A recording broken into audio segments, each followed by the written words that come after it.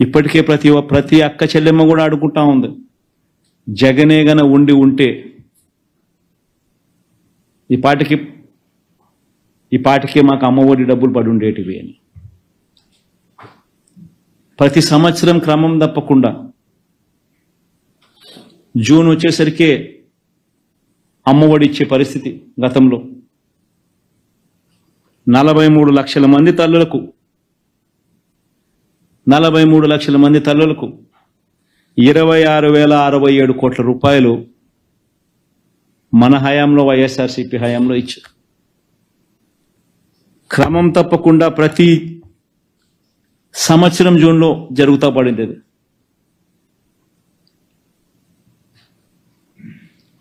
ప్రతి తల్లి అనుకుంటా ఉంది ఈరోజు. చంద్రబాబు నాయుడు ఏమన్నాడు, జగన్ అయితే ఒకే 15,000 ఇస్తాడు, ఆ 15,000లో కూడా తాను STF స్కూల్ మెయింటెనెన్స్ కోసము, వాళ్ళ పిల్లలు వెళ్ళే బాత్రూమ్ మెయింటెనెన్స్ కోసము 1000 రూపాయలు దీనికి 1000 రూపాయలు దానికి కట్ చేస్తున్నాడు. నేనైతే ఎంతమంది పిల్లలు ఉంటే అంతమందికి ఇస్తాము, నీకు 15,000, నీకు 15,000, నీకు 15,000, నీకు 15,000 అని చెప్పి పిల్లల్ని చూపించి నీకు 15, నీకు 15, నీకు 15, నీకు 15 సంతోషమా అని అడగడము. వాళ్ళ అమ్మని చూపించి నీకు 18,000, వాళ్ళ ఇంట్లో ఎవరన్నా ఇంకా ఆడవాళ్ళు పక్కన ఉంటే నీకు 18,000. మీ ఎలక్షన్ క్యాంపెయిన్ అంతా మీరు ఇట్టే చేశారు.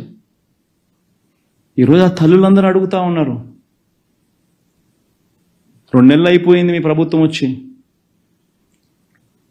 మా పిల్లలు బడులకు కూడా మొదలు పెట్టారు. జగన్ ఉండింటే కనీసం మాకు 15,000 అన్నా వచ్చేది. జగన్ లేకపోయేసరికి ఉన్న 15,000 పోయింది, ఇస్తా ఉన్న 15,000 పోయింది. అమ్మఒడి అని పేరు మార్చి దానికి తల్లికి వందనం అని చెప్పి పేరు పెట్టారు. తల్లికి వందనం అని పేరు పెట్టినారు, ఆ తల్లికి శతకోపం పెడతా ఉన్నారు. ఎన్డీఏ ప్రభుత్వం అధికారంలోకి వచ్చే ముందల చాలా స్పష్టంగా ఎంతమంది బిడ్డలు ఉంటే అంతమంది బిడ్డలకి ఇస్తామని హామీ ఇస్తాం జరిగింది. ఆ హామీకి మేము కట్టుబడి ఉన్నాం.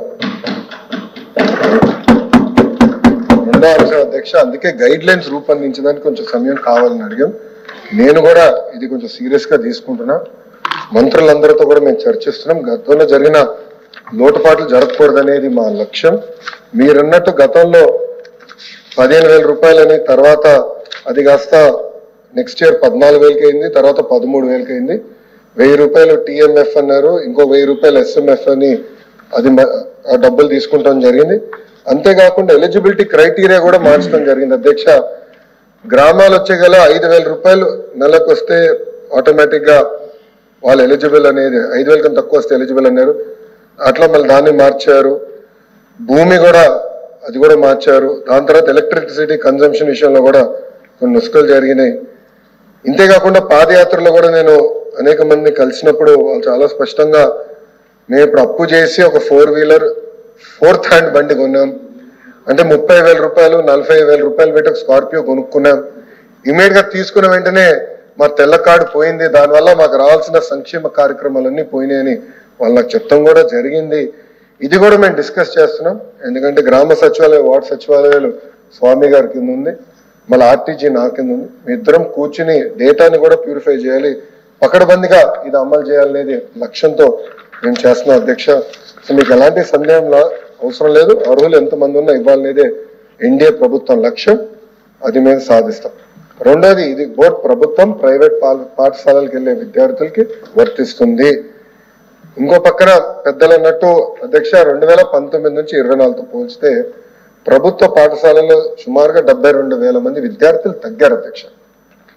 ఇది కూడా మేము చర్చిస్తున్నాం. ఎందుకంటే నాడు నేడు కార్యక్రమం ద్వారా వేలాది కోట్ల రూపాయలు ఖర్చు పెట్టిన విషయం వాస్తవం. కానీ ఎందుకు విద్యార్థులు తగ్గారు? గత ప్రభుత్వం CBSE తీసుకొచ్చింది. CBSE మళ్ళీ బోర్డ్ ఎగ్జామ్స్ అని పెట్టారు. తర్వాత IB గురించి ప్రస్తావించారు. టోఫుల్ గురించి కూడా ఒక ప్రశ్న ఉంది, దాని గురించి కూడా మాట్లాడతారు.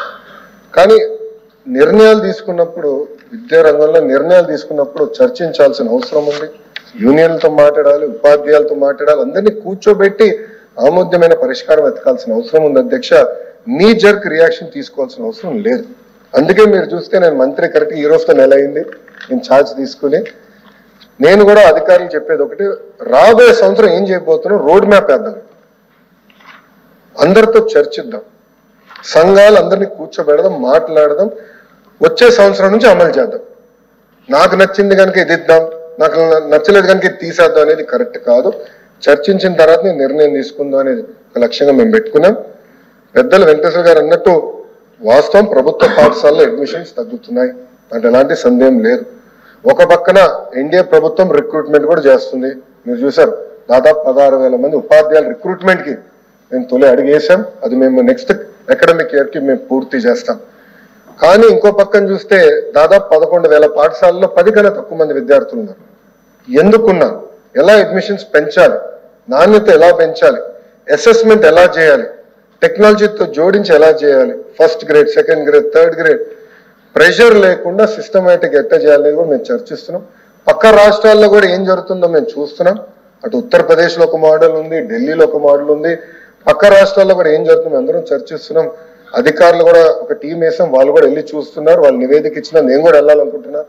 వెళ్ళి ఏం చేస్తున్నారో మోడల్ చూసి మన రాష్ట్రానికి కరెక్ట్ మోడల్ ఏంటనేది రూపొందించి అది మీ ముందర పెట్టి అందరు అభిప్రాయాలు తీసుకున్న తర్వాత మళ్ళీ ఆంధ్ర రాష్ట్ర ప్రజలు తల్లిదండ్రులు ముందర పెడతా వాళ్ళ అభిప్రాయాలు సేకరించిన తర్వాతనే వచ్చే అకాడమిక్ ఇయర్ నుంచి మేము అమలు చేస్తాం.